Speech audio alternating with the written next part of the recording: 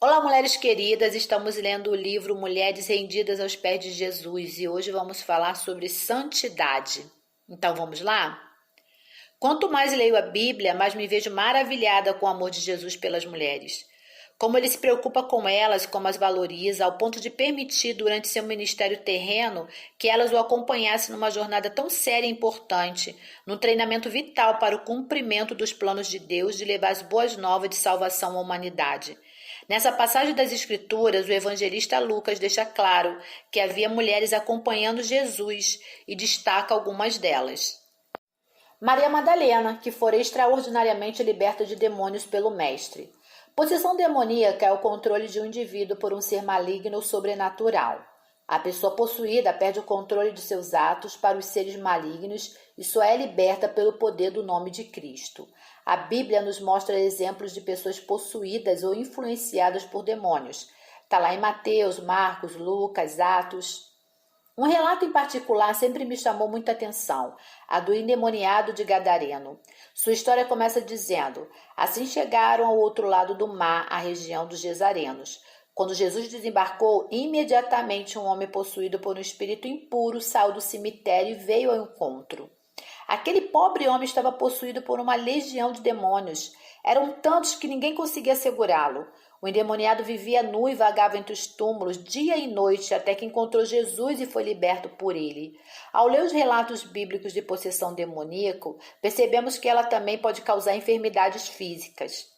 Imagine então o horror que deve ter sido a vida de Maria Madalena, até ter um encontro com Jesus e ser liberta daqueles seres que a possuíam. Ela era subjugada e mantida em um estado de muito horror e distanciamento social. Por isso, sua gratidão ao homem que a libertou era enorme. Quem sabe da situação que ela fora tirada, conhece exatamente o tamanho do bem que ela recebeu. Antes de escrever sobre Maria Madalena, o evangelista Lucas falou sobre outra mulher chamada de pecadora. Essa senhora tem seus pecados perdoados depois de se render aos pés de Jesus, aos quais beijou, banhou com lágrimas, secou com os cabelos, perfumou com perfume caro. Em resposta ao questionamento de um fariseu, o Senhor respondeu que exatamente por serem grandes os seus pecados, ela era muito grata por ter sido perdoada. Podemos imaginar a partir disso que a gratidão que tomou o coração daquela mulher também se fez presente na alma de Maria Madalena. Afinal, Maria entendia a extensão de sua libertação. Fica fácil supor que no entendimento dela, acompanhar Jesus e seus discípulos, servindo-os, ajudando-os em suas necessidades, era o mínimo que ela poderia fazer. Liberta e consciente de si, valorizada como ser humano e mulher, Maria Madalena se deu conta de que, para muito além da gratidão, tinha de seguir aquele que lhe devolvera a vida, aquele a quem chamava de Messias. Ela precisava saber mais sobre Jesus e, rendendo-se aos seus pés, o seguiu. Maria Madalena tornou-se prisioneira, encarcerada por trás de grades espirituais que a destruíam como ser humano e impediam que a vida lhe proporcionasse o seu melhor. Ela vivia presa nas emoções e no corpo, mas um dia ela foi liberta. Sua história nos permite ver uma das mais importantes características de uma mulher rendida aos pés de Jesus, a santidade. A partir do momento em que o Senhor Jesus libertou Maria, ela tornou-se uma referência de mulher em busca da santificação diante dos desafios da vida, dos costumes da época, dos medos, das dúvidas, da solidão. Quem sabe ela tenha sido liberta de vícios, de uma vida promíscua ou de enfermidades. Seja como for, o nome de Maria Madalena foi perpetuado como alguém que se rendeu aos pés de Jesus e passou a buscar a santidade. Maria Madalena se encontrava no fundo do poço. Estava perdida e aprisionada pelos grilhões demoníacos da possessão espiritual. Já não era ela quem vivia, mas os espíritos imundos que habitavam detinham todo o controle da sua triste vida. Pobre Maria, aquilo não era viver. Os espíritos que a possuía com certeza determinavam seu ir e vir, seu deitar, seu levantar, sob o comando de Satanás, que tem o objetivo de provocar destruição na vida das pessoas, afastá-la de Deus e de toda a eternidade. Sobre esse domínio, a tragédia na vida daquela mulher era tão evidente que a sua libertação mereceu destaque em Lucas. E como nada está na Bíblia por acaso, podemos obter grandes lições do que sabemos sobre a mulher liberta dos espíritos imundos.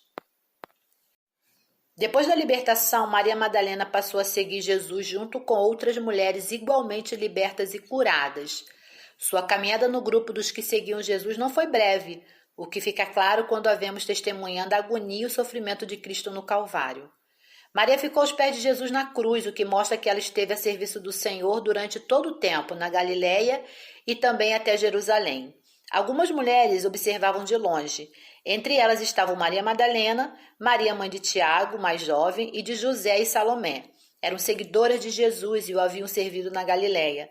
Também estavam ali muitas mulheres que foram com ele a Jerusalém.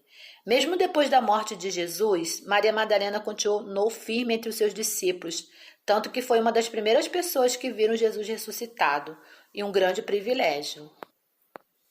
Sempre que leio a passagem de João 20, fico maravilhada, emocionada, cheia de esperança em relação a nós mulheres.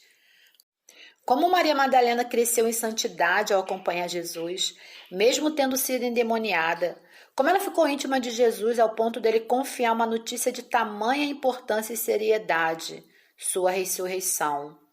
Observe que Simão Pedro e aquele a quem Jesus amava foram ao túmulo e viram vazio, os lençóis revolvidos, mas voltaram para o lugar onde estavam anteriormente. Maria não.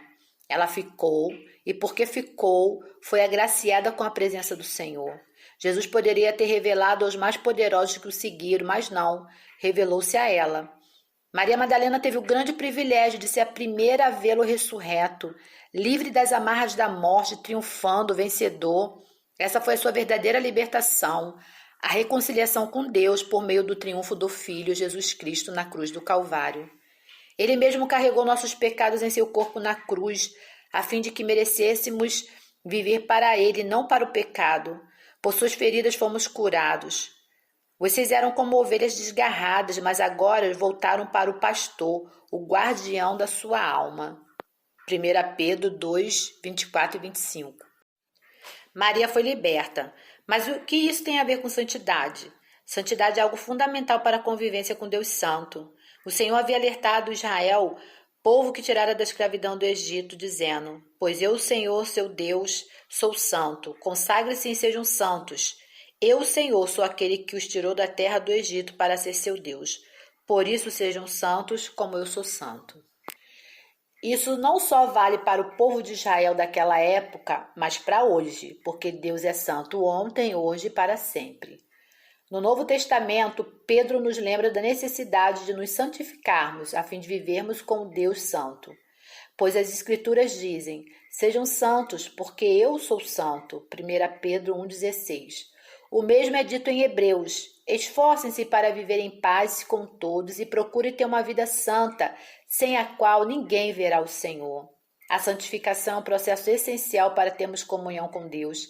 Foi isso que Madalena buscou ao seguir Jesus.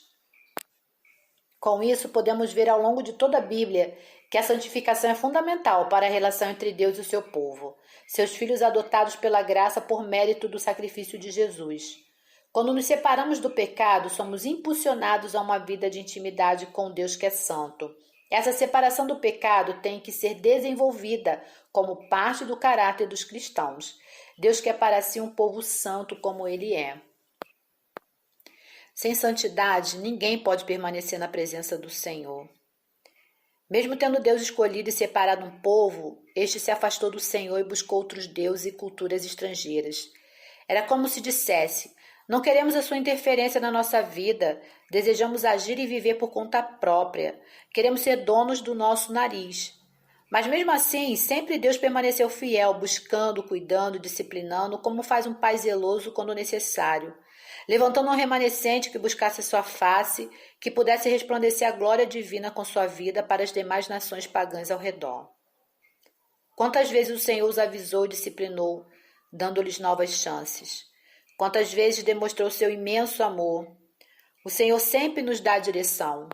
O Senhor deu leis para que por elas pautasse sua vida, explicou-lhes sobre o puro e o impuro, separou-os como filhos amados.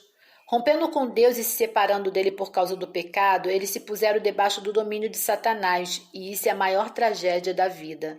Mesmo assim, Deus não desistiu do homem. Ele ainda quer um povo santo que reflita sua glória. Porque Deus amou o mundo de tal maneira que deu seu único filho, para que todo aquele que crê não pereça, mas tenha vida eterna. Deus enviou seu filho ao mundo não para condenar o mundo, mas para salvá-lo por meio dele.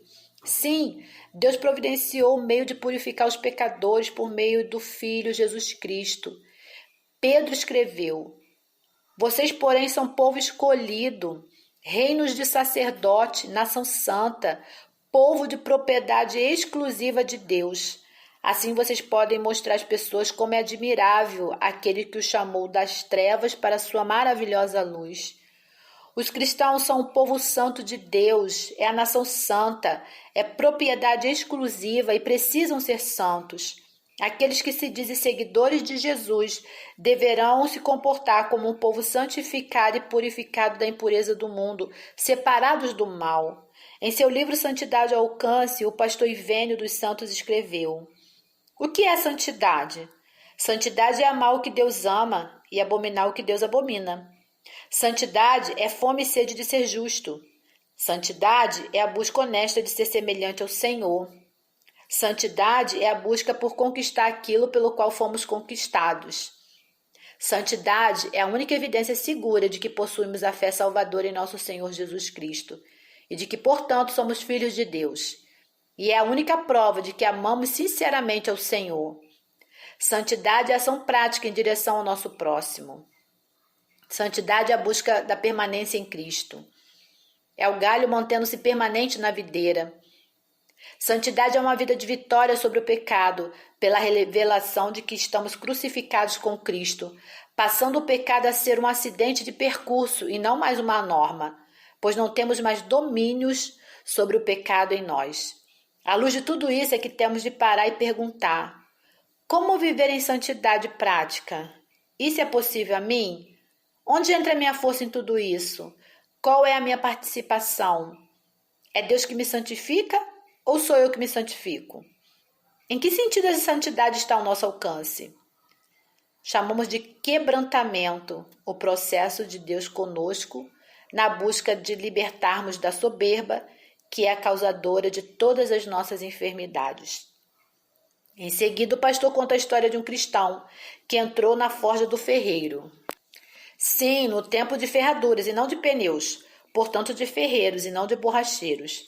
Tal cristão ficou curioso para saber o critério usado pelo ferreiro para a triagem que fazia com os ferros, pois atirava vários numa pilha e de vez em quando atirava outros em uma pilha diferente. O ferreiro então lhe explicou que os moldáveis eram os atirados na pilha maior e os duros e resistentes iam para a pilha menor. Essa pilha menor é a pilha dos inúteis. Eu coloco o ferro no fogo até torná-lo incandescente, depois malho sobre ele a bigorna, pois é assim que descubro a sua têmpera. Alguns são inúteis para mim, pois são duros e resistentes, não se prestando para o que eu preciso, pois não são moldáveis. São estes que atiro na pilha dos inúteis. Aquele crente saiu da forja do ferreiro com uma forte impressão de Deus em seu coração e orando mais ou menos assim: Senhor, prova-me o quanto quiseres, mas nunca me atires na pilha dos inúteis. Depois de liberta dos espíritos imundos, Maria Madalena rendeu-se e não quis mais sair dos pés de Jesus. Juntou-se a outras mulheres que também o seguiam, buscou crescimento, amadurecimento e santificação. Maria precisava encher-se de Deus, da sua graça redentora, santificando-se dia a dia de glória em glória. Portanto, todos nós dos quais o véu foi removido, podemos ver e refletir a glória do Senhor. O Senhor, que é Espírito, nos transforma gradativamente à sua imagem gloriosa, deixando-nos cada dia mais parecidos com Ele. Foi exatamente isso que Maria Madalena buscou, ser cada vez mais parecida com Jesus. Isso é santidade. Depois de ser liberta, Maria Madalena descobriu que estava ao seu alcance viver em santidade. A intimidade demonstrada por Jesus ao chamá-la pelo nome e dela em resposta nos dão a certeza de que ela caminhava em busca de santificação, de viver dentro dos padrões exigidos pelo Senhor e estar em sua presença. Isso nos sinaliza que não importa de onde nós viemos nem o que fizemos, o que importa é para onde estamos indo, se estamos rendidas a Jesus e acompanhando seus passos. Deus nos santifica quando o buscamos, nos quebrantamos, nos rendemos aos seus ensinamentos, quando o seguimos de todo o coração. Jesus disse: ame o Senhor seu Deus de todo o seu coração, de toda a sua alma e de toda a sua mente. Este é o primeiro e maior mandamento. As armadilhas e as tentações do maligno nos cercam todos os dias. Vivemos aprisionadas no mundo caído onde Satanás atua. As forças do ódio, da mágoa, das dores da alma, da inveja, do ciúme, da cobiça nos sufocam e nos enlaçam. Precisamos de libertação. Quando segue os desejos da natureza humana, os resultados são extremamente claros. Imoralidade sexual, impureza, lascívia, adultério, discórdia, ciúmes, acesso de raiva, ambição, egoísmo, divisões, invejas, bebedeiras, festanças desregradas e outros pecados semelhantes. Repito o que disse antes: quem pratica essas coisas não herdará o reino dos céus. Não existe meio termo nos padrões de santificação de Deus. A Bíblia é o gabarito da nossa vida. Temos de abri-la e checar se estamos respondendo de acordo assertivamente. O Espírito Santo guia a nossa vida e nos fortalece quando o bem e o mal se confrontam entre nós. Todo cuidado é pouco. Paulo demonstrou compreender isso quando escreveu: eu quero fazer o bem, mas eu não faço. Não quero fazer o que é errado, mas ainda assim o faço. Então, se faço o que não quero, na verdade não sou eu quem o faz, mas o pecado que habita em mim. Se quisermos nos santificarmos para vermos a Deus, precisamos seguir Jesus e viver o que Ele nos ordenou debaixo do seu governo. Aqueles que aceitam os mandamentos e lhe obedecem, esses são os que o amam. E porque me amam, serão amados do meu Pai, e eu também os amarei e me revelarei a cada um deles. Maria Madalena decidiu se render a Jesus e segui-lo. A casa foi limpa. Ela precisava ser preenchida, arrumada, para que o novo morador pudesse habitar. Deixar a casa vazia não é prudente. Quando o espírito imundo sai da pessoa, anda por lugares secos à procura de descanso. Não achando, diz: voltarei para a casa que saí. Ele volta para a sua antiga casa, encontra ela varrida, vazia e arrumada. Então o espírito busca outros 7 espíritos, piores que eles, e todos entram na pessoa e passam a morar nela, e a pessoa fica pior que antes. Está relatado lá em Lucas 11, 24, 26. É preciso agir rápido na limpeza da casa onde saíram os maus moradores, para que eles não possam voltar. Sem o Espírito de Deus para governá-la, a vida que foi liberta recomeça a pecar. Dentro desse abismo, o pecado acaba por levar a outro pecado, e este é outro pecado, então o abismo vai chamando outro abismo. Maria Madalena preencheu sua casa com Jesus, buscou a santificação ao seguir seus mandamentos, rendeu sua vida ao comando de Cristo e foi honrada por ele. A consolidação da libertação se dá quando entendemos que o mesmo pode ocorrer conosco e nos entregarmos ao senhorio de Cristo quando nos deixarmos ser moldadas por Ele. Quando temos o Espírito Santo que produz em nós amor, alegria, paz, paciência, bondade, fidelidade, mansidão, domínio próprio, talvez você se sinta ferida e deseje ser curada e santificada por Jesus. Não perca a esperança, pois isso é possível. Jesus cura e nos ajuda na caminhada para a santificação. Há sim esperança para nós, Jesus. Ele é a esperança. Jesus é vida e vida em abundância. Portanto, como diz João, se o Filho vos libertar, verdadeiramente sereis livres. O que você precisa fazer para receber essa verdadeira liberdade? Tão somente renda-se aos pés de Jesus. Que exemplo maravilhoso foi Maria Madalena. A partir do exemplo dela, reflita se você se considera uma pessoa liberta ou em busca da santificação. Caso sua resposta seja negativa, o que te falta? O que você pode melhorar? O que você pode fazer para tornar o processo de santificação mais eficiente na sua vida? Quais as passagens bíblicas podem ser úteis nesse processo? Escreva em um papel e relate a sua oração a Jesus. Bem, mulheres queridas, terminamos a nossa leitura por hoje. Nossa próxima leitura será sobre obediência. Até lá!